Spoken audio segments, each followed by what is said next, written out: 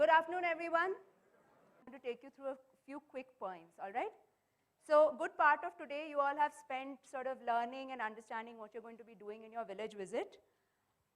And we've also discussed rural life in our deconstruction week, and that's been a very eye-opening experience for many of us who have never been to a rural area. And most of the images that come to our mind when we think about a village would be agricultural farms, a lot of poverty, a lot of discussions around that, lack of infrastructure, the quality of life, droughts, Narega, Gram Sabha. All of these are correct, right? But we've also learned through all these sessions that there is a lot more to a rural life than that. What we've also seen that, this sort of romanticism that often gets attached with the village is not always that true. There are a lot of complexities, a lot of hierarchies, a lot of cross-cutting identities, relationships, and they all work at cross purposes at times as well. We know all of this because we've talked about it here. Some of you have lived these experiences as well, but in your own respective states and in your own respective districts. So what is this field study research program all about? What you all really need to understand clearly is this and the subsequent slide. These are the two most important slides for you, okay?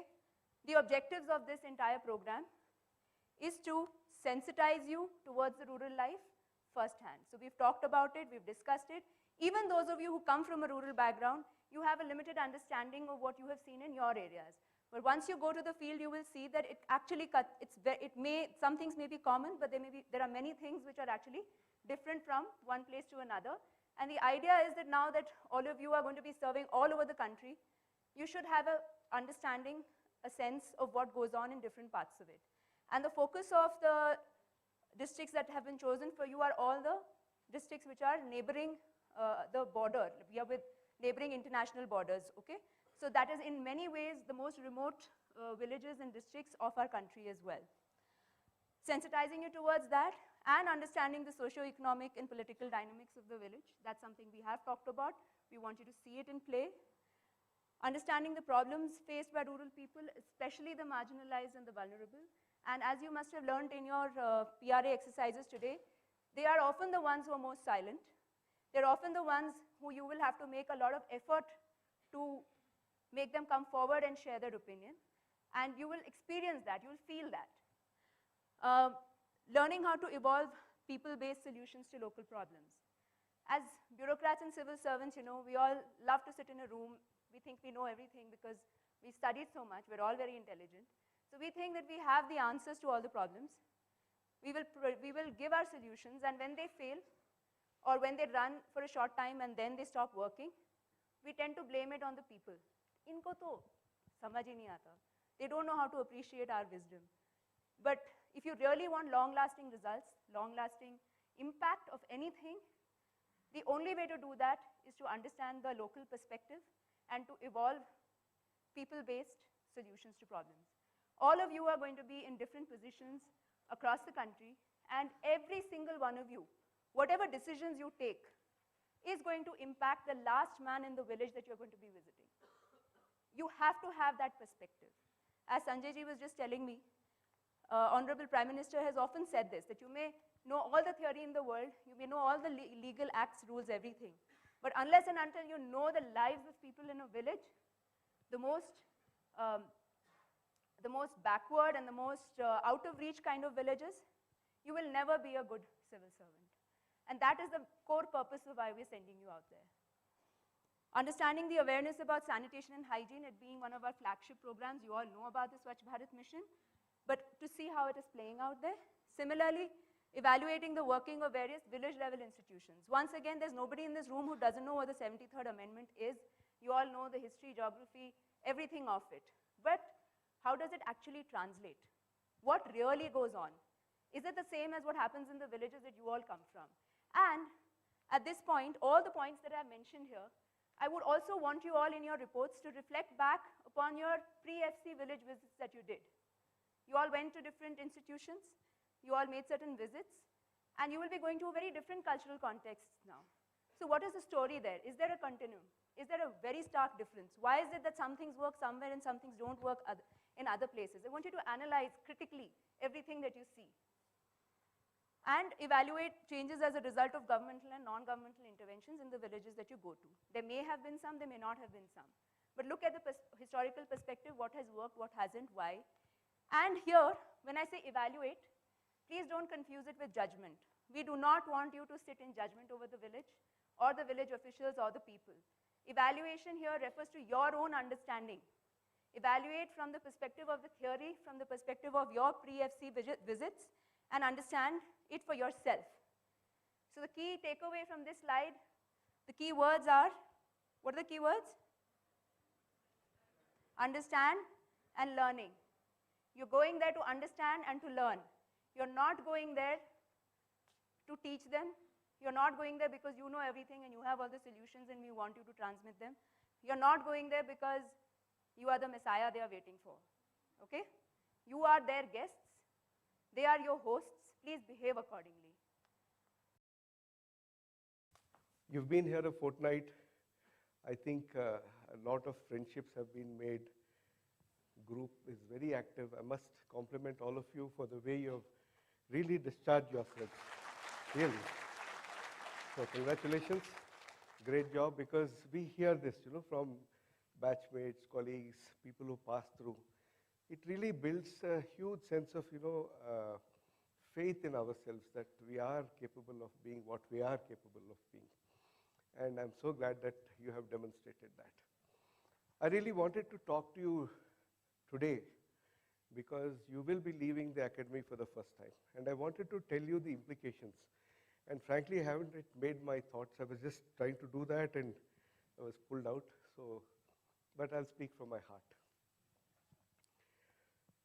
Village visit, Bharat Darshan, is such an important part of your career that, believe me, for the next 35, 36 years of your career, this will cast long shadows, very long shadows. Do not underestimate the implication of this particular 15 days, 20 days, whatever. This time, thankfully, the course team has made a very elaborate arrangement, so you're getting a lot of exposure to India. But this is the most critical time when you will form a few things. First, you will form your character. Believe me, these are the 15 days, 20 days in which all of us will form our character, because this is the time, for the first time, when the rest of the ecosystem is interacting with us, trying to deal with us कि भाई नहीं आप तो बड़े साहब हो, आप तो बड़े ये हो, आपके लिए छोटा सा कुछ भेंट दिए, आपके लिए और कुछ कर रहे हैं. You will find that you'll be surrounded by a huge amount of temptation, small and big, right? And this is the occasion, believe me, take it, please write it down, etch it in your heart. Learn that you will not accept anything free in these 15, 20 days. Once you start the discipline of rejecting all these minor temptations, your character is built. In my own experience, I have seen how in this process of 10, 15 days, because it looks like a very small thing. It's okay, chota sa memento hai, kisi ne kuch kar diya. Maybe it was a dinner, maybe it was something else. It is courtesy, he's recognizing me. All this kind we will rationalize and justify. But this, it is that one small step that will lead us in different directions. And as they say, you lose your character only once, right? You can't lose it again and again. You lose it once, you've lost it. So please hold on to it, because this is something I really feel, there's nothing else that I can convey to you. Learn this as one thing, as from a senior well-wisher, elder, telling you, protect this, defend it. Number one. Number two, you will form impressions about each other. In these 15, 20 days, each of you will form your own impression about the other. What President Kalam Sahab used to speak, and I found it a very beautiful way of explanation. He said, we are all individually building our brand image. Whatever is our brand, when you look at, let us say, Pushpender or somebody, Hitesh, whoever, you say, okay, what does he stand for? In our ecosystem, in government, it is always the impression we have about the person that will almost judge, almost decide how even official matters are processed. I have seen in my own life, files would come, you just see who was the last person who signed. When you know the last person who signed is a very meticulous man, you would usually not spend so much time on it. That is the brand image. And this is the only thing, because this is actually a question that was asked to President Kalam. People, young people like you, asked him, sir, how can we defend ourselves? Because we find that we are constantly a target. If we find that we might be on the wrong side, we might be wrongfully punished, how do we defend ourselves? His answer was this. If you have a brand, and if you have a brand image, which will communicate to the rest of the world what you stand for, that is what will defend you. And I'm asking you, please start building it now. Because all of you will be in touch with each other. Maybe you'll meet only once in 30 years, maybe. Luckily, with this common MCTP, you'll definitely meet 20 years from now. Earlier, 30, 35 years, there was no chance you were going to meet anybody. So 20 years later, when you come back, what are the impressions you're going to come back with? This is the brand image I'm talking about. And the point I'm making is, character is made in these. All the advice that you got from your seniors, well-wishers, this is what this is all about. Third, remember, you are also representing what the civil service stands to all our colleagues in the larger ecosystem earlier. In our times, in fact, slightly ahead of our times, maybe 60s, 70s, it was given as a carte blanche. There was a certain bank balance that was given, and everybody was expected to have it, and you were given a very long rope. So when I went to my cadre state, it was a very interesting state. He said, you know, all of you are given a very long rope. You can swing on it or hang with it. Put it and hang. There were people who hanged also, hung themselves. The point I'm making is, those batches, those years, society was much more kinder. Perhaps it was much more indulgent. Perhaps they had lesser information. Perhaps we were not on test every day, every second, every small thing. And so it is very important that all of you collectively represent what you stand for. That you stand for professionalism, that you stand for courtesy, that you stand for service, etc. Because it is only when all of us behave collectively that we will be able to build our common character. That's the third. Fourth, you would have noticed that we are also trying to do something from the academy side. And you have been part of it. What we are trying to communicate to the larger world at large, is what do we, all of us, the civil service, stand for? What are our, as I try to describe, what are our gold standards of behavior, of attitudes, disposition, etc., etc. We are trying to do, including what we learn here.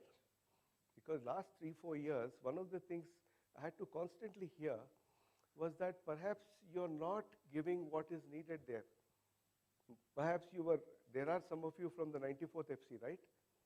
Would you mind just putting up your hands? Yeah, few of you. Yeah, so those days, I hope I'm wrong, but this was the accusation. I was handling training on the other side. So we used to be told that most of the trainees who would come here already know what you are telling them. What is it new that you are giving them? What is that edge? What is it that they don't teach you at Harvard? So we are trying to make that difference this time to communicate to the larger society outside, our colleagues outside, so that when you go out, each of you represents that difference. Each of you are tested against that particular standard, so that by default, each of you is given that small pedestal, not a very large pedestal, but you are given a pedestal saying that no, that this group, these officers who have gone through this rigorous exposure, rigorous training, rigorous, I would say, immersion, are different from everybody else. A person who has taken the exam with you and whose results have come, after 3 months, you are definitely different from that person. We all know that in margin of few marks, there are people outside of the list, there are few people inside of the list, right? In 3 months, believe me, you are different from those who have been left behind, right? I think you would all agree. But we want society to accept that. We want the larger system to accept that. And we want them to accept not because of some kind of a mute faith, but because we are telling them that these officers, these trainees are being given that kind of an exposure.